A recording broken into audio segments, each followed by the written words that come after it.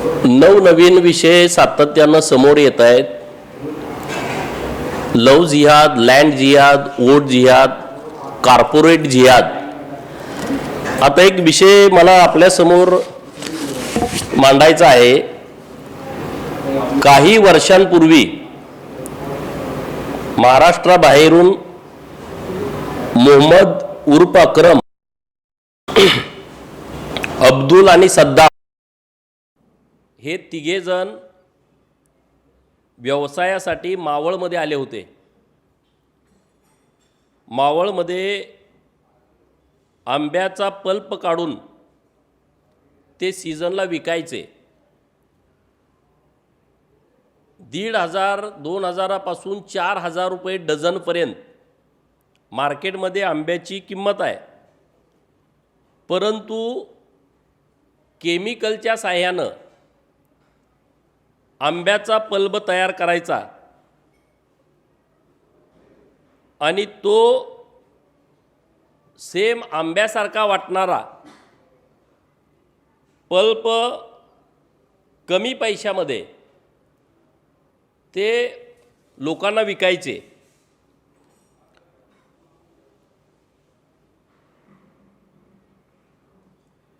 कमी पैशामध्ये तयार होणारा आंब्याचा पल्प यातून प्रचंड पैसा या तिघांना मिळू लागला. तिघांच्यामध्ये वाद तयार झाला आणि तिघांचं बिनसलं. आणि मग त्यातून एकाने राजगुरुनगरमधील राक्षेवाडी इथं तिथले काही स्थानिक लोक घेऊन व्यवसाय सुरू केला. दुसऱ्याने म्हणजेच अक्रम गुलामने मावळ तालुक्यामध्येच उर्से नावाचं गाव आहे, या गावामध्ये स्वतःचा कारखाना काढला की जो 100 रुपयामध्ये 1 किलो आंब्याचा रस विकू लागला, की जो केमिकलपासून तयार करायचा. आणि तिसरा सद्दाम, जो महाराष्ट्राची राजधानी मुंबईमध्ये त्यानं तिसरा कारखाना सुरू केलेला आहे आणि जवळपास अंदाजे 15 कोटी रुपयेपर्यंतचा आंब्याचा रस त्यांनी या काही अधिकाऱ्यांना हाताशी धरून विकलेला आहे. आता जो मोहम्मद उर्फ अक्रम आहे त्याच्या कारखान्यावरती कारवाई झाली. तिथल्या अधिकाऱ्यांनी, अन्न बेसळच्या अधिकाऱ्यांनी राजगुरुनगरमध्ये जो त्याचा कारखाना आहे तिथं जाऊन तिसऱ्यांदा कारवाई झालेली आहे.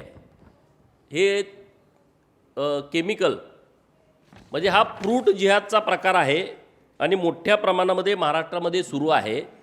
तर आपल्या माध्यमातून अधिकाऱ्यांच्याकडं माझी मागणी आहे की अशा पद्धतीनं राज्यभर किती ठिकाणी केमिकलचा वापर करून वेगवेगळ्या फ्रूटचा पल्प तयार केला जातो आहे आणि त्याच्या माध्यमातून मोठ्या प्रमाणामध्ये विक्री करून महाराष्ट्रातल्या नागरिकांच्या जीवाशी खेळलं जातं आहे, याची तात्काळ चौकशी होण्याची आवश्यकता आहे. या तिघांच्या कारण्यावरती तर कारवाई तात्काळ झाली पाहिजे आणि यांच्यावरती कठोरातली कठोर कारवाई पोलिसांच्या माध्यमातून यांच्यावरती FIR दाखल करून केली पाहिजे आणि लोकांनी अत्यंत सावध या विषयामध्ये राहिलं पाहिजे.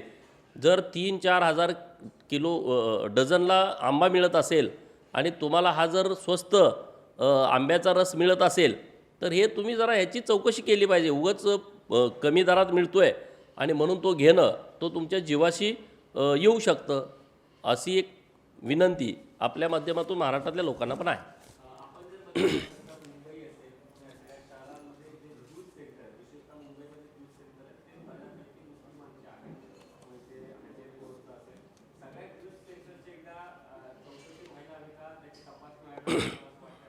शंभर टक्के व्हायला पाहिजे, कारण आपण जो ज्यूस घेतो आहे तो केमिकलयुक्त आहे का, नक्की कुठल्या फळाचा आहे, तो ओरिजिनल फळाचा ज्यूस आहे की असा पल्प तयार केलेला आहे, हे समोर यायला पाहिजे ना.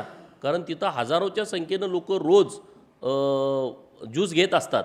तर ह्या सगळ्या ज्यूस सेंटरची चौकशी मुंबईमध्ये असेल, पुण्यामध्ये असेल, मोठ्या सिटी किंवा गावाकडं पण प्रत्येक ठिकाणी जे ज्यूस सेंटर आहेत त्यांची चौकशी होण्याची आवश्यकता आहे. कारण हे प्रकारच ह्या तिघांच्यामुळं समोर आलेला आहे. आता ही कारवाई केली, हा जो 3,000 किलो ज्यूस तो आता तिथं अधिकाऱ्यांनी नष्ट केलेला आहे.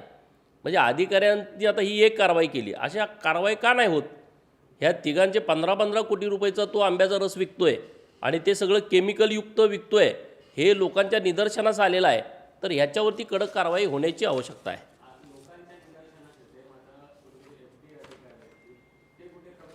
FDA अधिकाऱ्यांनी ही बाब गंभीर घेतली पाहिजे ना.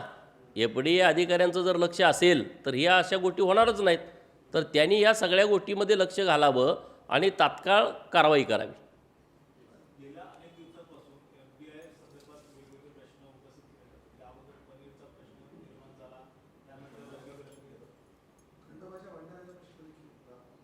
नाही, या सगळ्या बाबत जे केमिकलचं मोठ्या प्रमाणामध्ये वापर होतो आहे आणि हा वापर थांबण्याची आवश्यकता आहे. लोकांच्या आरोग्याशी जीवनाशी तुम्ही खेळताय. हे तुम्ही पनीरचा विषय जो पुढं आला, मी मागं तुम्हाला ते दूध भेसळचं प्रकरण सगळं दाखवलं. या अशा दुधातून तयार केलेलं ते पनीर येतं आहे.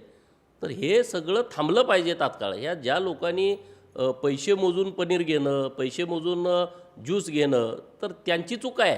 किंवा दूध घेणं, त्यांचा बिचाऱ्यांचा दोष काय? त्यांना काय माहीत नाही ना. त्यांना आता हे समोर मिळतं ते विकत घेत आहेत, परंतु ते विष विकत घेत आहेत हे त्यांना माहीतच नाही. तर हे जे सगळे अन्न भेसळचे अधिकारी आहेत, औषध प्रशासनाचे आहेत, या सगळ्या लोकांनी या गोष्टी गांभीर्यानं घेण्याची आवश्यकता आहे.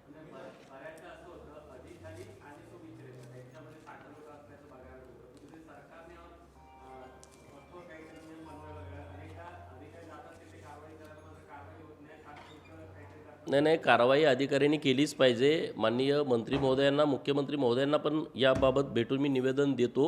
माननीय मुख्यमंत्री महोदय तर सक्त या सगळ्या गोष्टीच्या विरोधामध्ये आहेत आणि त्यांच्याकडून पण आदेश या सगळ्या लोकांना होतील.